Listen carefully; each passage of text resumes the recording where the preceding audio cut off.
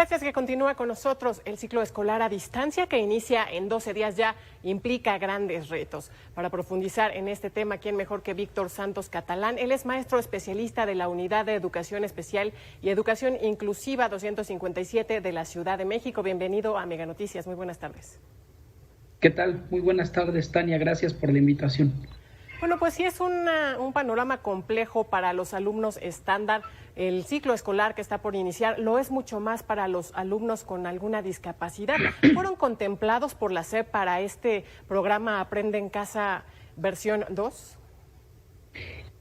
Mira, pues de primera mano mi respuesta sería que no.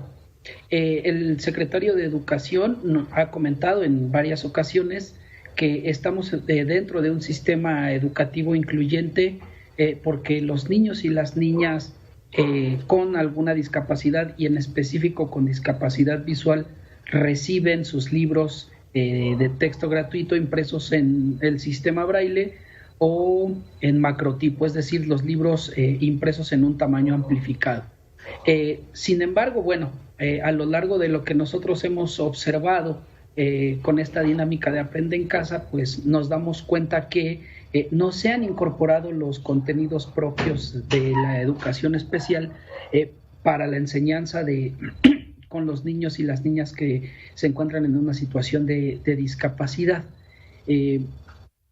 Quiero comentarte que es cierto que los niños, por ejemplo, que están en una situación de ceguera, reciben los libros impresos en el sistema braille, pero sin embargo hace falta una alfabetización en este mismo sistema para que puedan hacer uso de los libros, ¿no?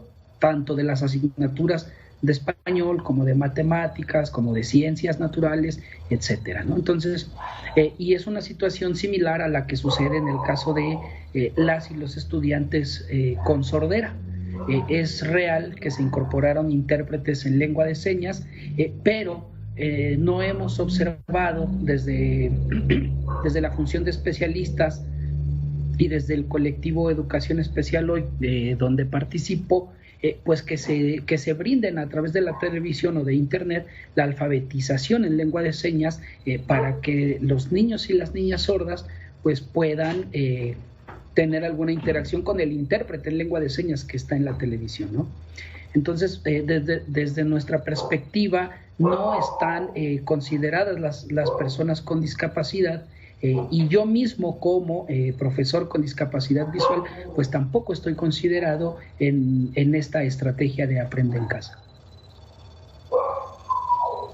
Víctor, entonces, como maestro que lo dices, especialista en educación especial, no hubo preguntas, no hubo nada que los pudiera incluir a ustedes en el diseño y producción de programas televisivos, que me imagino será muy complicado para los niños con alguna discapacidad que puedan retener algo.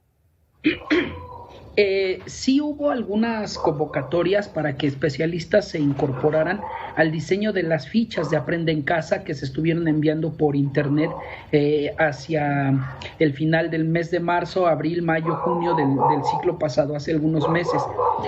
Sin embargo, estas fichas no toman ningún tipo de distancia respecto a los contenidos formales del currículum que establecen el modelo educativo 2017 o el plan de estudios 2011. Esto consiste en alfabetizar para la lectura, la escritura, la realización de sumas y restas, multiplicaciones y divisiones. Sin embargo, el trabajo dentro de la educación especial, entendida a esta educación especial como disciplina, pues bueno, requiere incorporar otro tipo de contenidos, ¿no? Yo, por ejemplo, soy muy enfático en que es tarea fundamental de la educación especial en estos tiempos, pues alfabetizar a los niños y a las niñas con discapacidad visual para la lectura y escritura del sistema braille, para el uso del ábaco Kramer, que nosotros como especialistas lo conocemos, que es el que nos da el acceso a los contenidos de matemáticas, o también alfabetizar en los temas digitales de la tiflotecnología. Sin embargo, esto no está presente en el trabajo y en el trabajo y en las programaciones de Aprende en Casa, ¿no? Doctor, no sé si conozcas la cifra de estudiantes que pertenecen a la educación especial y bueno, ¿qué se estaría esperando? Que incluso haya padres que no inscriban o que no entren al ciclo escolar sus pequeñitos debido a que no hay quien los asesore, quien los ayude, quien los alfabetice, de acuerdo con lo que nos comentas. Sí, mira, la Secretaría de Educación Pública hasta el 2018 me parece tenía registrado un aproximado de 600,000 estudiantes con discapacidad formando parte del sistema educativo nacional. Sin embargo, esta es una cifra que se queda muy por debajo, de acuerdo con las estimaciones que hace la Organización Mundial de la Salud, que remarca que hay un promedio del 15% de la población mundial en condición de discapacidad. Entonces, pues prácticamente nos están haciendo, si nos basamos en estas aproximaciones, pues prácticamente nos estarían haciendo falta 1,5 millones, 2 millones de estudiantes con discapacidad de los que deberíamos de tener conocimiento.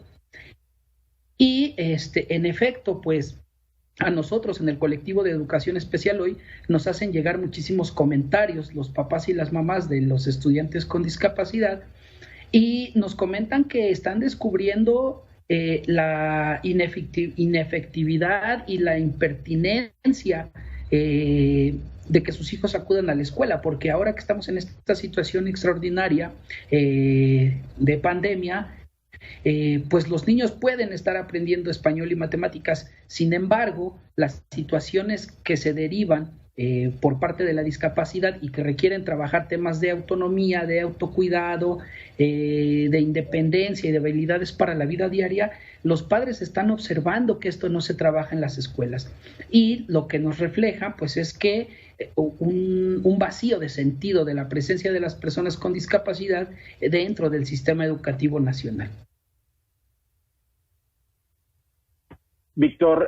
Víctor, ¿tú crees que entonces con esta serie de decisiones que han sido a medias, siguen haciendo invisibles a las personas con discapacidad, a los niños con discapacidad ante las autoridades? Sí, desde luego que sí.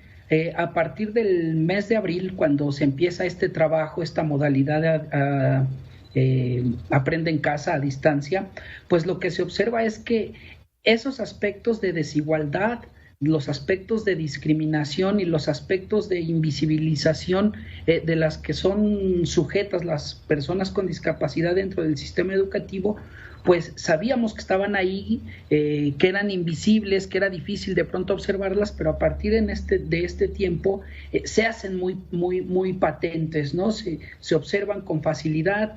Y entonces el discurso oficial habla de un respeto al estilo y ritmo de aprendizaje, pero cuando tratamos de seguir una programación a través de televisión, pues no hay un respeto de los estilos y los ritmos de aprendizaje. Se habla de, por ejemplo, el diseño universal para el aprendizaje, que es pensar en las formas didácticas y pedagógicas para que todos aprendan de acuerdo a sus distintas diferencias y necesidades, pero nos damos cuenta que a través del trabajo de internet o de los canales televisivos, pues esto no está presente, ¿no? Y entonces, en efecto, pues lo que ocurre es que se pone en evidencia que el sistema educativo está pensado de manera homogénea para estudiantes imaginarios promedio, y pues hay muchos que quedan fuera de estos márgenes, o porque rebasen o porque queden muy por fuera de lo trazado por las autoridades educativas. Víctor Santos Catalán, maestro especialista de la Unidad de Educación Especial y Educación Inclusiva 257 de la Ciudad de México. Muchas gracias por haber estado con Mega Noticias. Al contrario, un agradecimiento para ustedes por la invitación. Buenas tardes. Gracias.